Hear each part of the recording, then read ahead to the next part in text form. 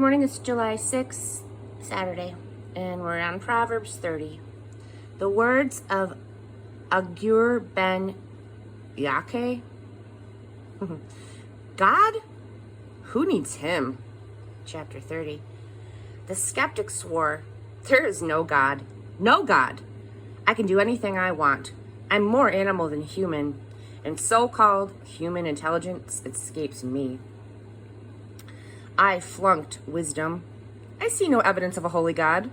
Has anyone ever seen anyone climb into heaven and take charge, grab the winds and control them, gather the rains in his bucket, stake out the ends of the earth? Just tell me his name. Tell me the names of his sons. Come on now, tell me. The believer replied, every promise of God proves true. He protects everyone who runs to him for help. So don't second guess him. He might take you to task and show up your lies. And then he prayed, God, I'm asking for two things before I die. Don't refuse me. Banish lies from my lips and liars from my presence. Give me enough food to live on, neither too much nor too little. If I'm too full, I might get independent, saying, God, who needs him? And if I'm poor, I might steal and dishonor the name of my God. So, yeah, that's really nice. I want enough. I don't want too much money that I don't need God anymore, but I don't want too little money that I curse God. I think that's the same verse. It's really good. Don't blow the whistle on your fellow workers behind their backs. They'll accuse you of being underhanded, and then you'll be the guilty one. Don't be a rat. Don't be a tattletale. Don't be a teacher's pet. Don't be an ark. Don't curse your father or fail to bless your mother. Don't imagine yourself to be quite presentable when you haven't had a bath in weeks. Don't be stuck up and think you're better than everyone else. Don't be greedy, merciless and cruel as wolves, tearing into the poor and feasting on them, shredding the needy to pieces only to discard them.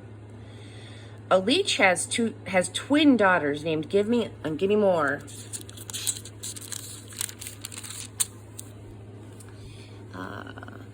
Four insatiables.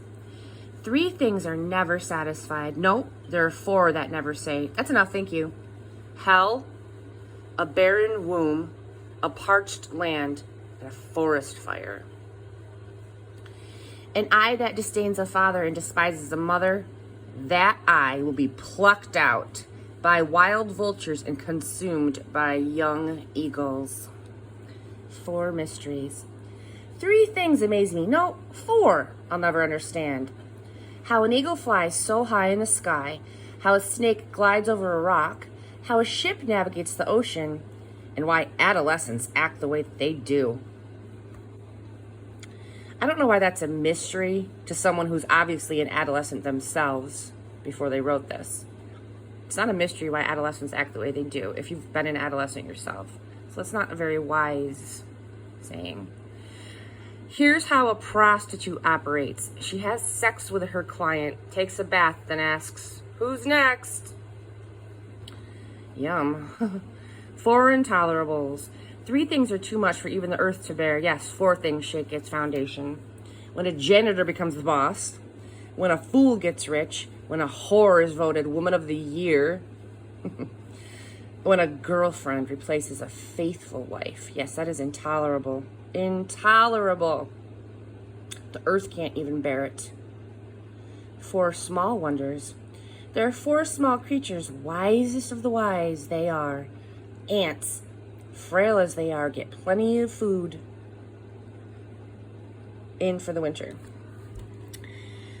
Marmots, vulnerable as they are, manage to arrange for rock-solid homes. Locusts, leaderless insects, yet they strip the fields like an army regiment. And lizards, easy enough to catch, but they sneak past vigilant palace guards. Four dignitaries. There are three solemn dignitaries, four that are impressive in their bearing. A lion, king of the beasts, deferring to none. A rooster, proud and strutting. A billy goat, and a head of state in stately procession. If you're dumb enough to call attention to yourself by offending people and making rude gestures, then don't be surprised if someone bloodies your nose. Churned milk turns into butter, and riled emotions turn into fistfights. Chapter 31, Speak Out for Justice. The words of King Lemuel, the strong advice his mother gave him. "Oh, son of mine, what can you be thinking of? Child whom I bore, the son I dedicated to God. Don't dissipate your virility on fortune-hunting women, promiscuous women who shipwreck leaders." Leaders can't afford to make fools of themselves, gulping wine, swilling beer.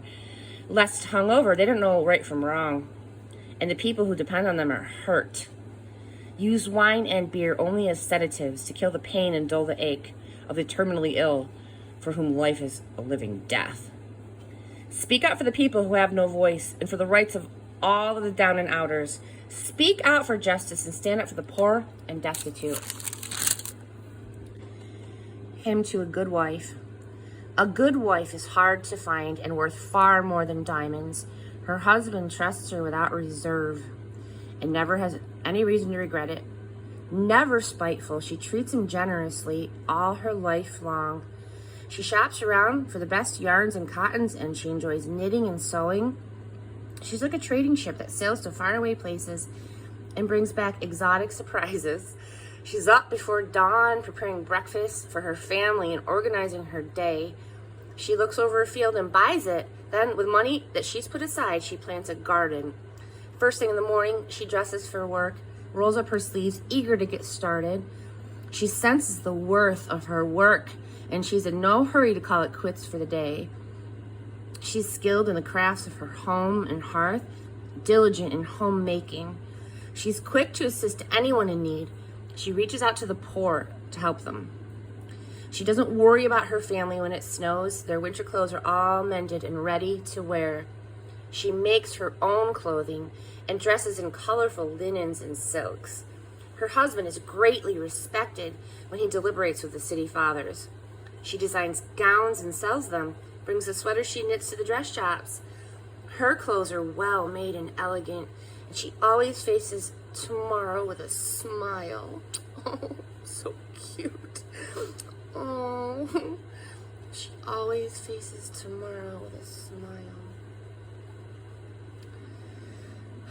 When she speaks, she has something worthwhile to say, and she always says it kindly. She keeps an eye on everyone in her household, and she keeps them all busy and productive. Her children respect and bless her. Her husband joins in with words of praise. Many women have done wonderful things, but you have outclassed them all. Charm can mislead, and beauty soon fades. The woman to be admired and praised is the woman who lives in the fear of God. Give her everything she deserves. Festoon her life with praises. And that's it. We finished Proverbs. Good job, everyone. Proverbs is finished. Have a happy Saturday.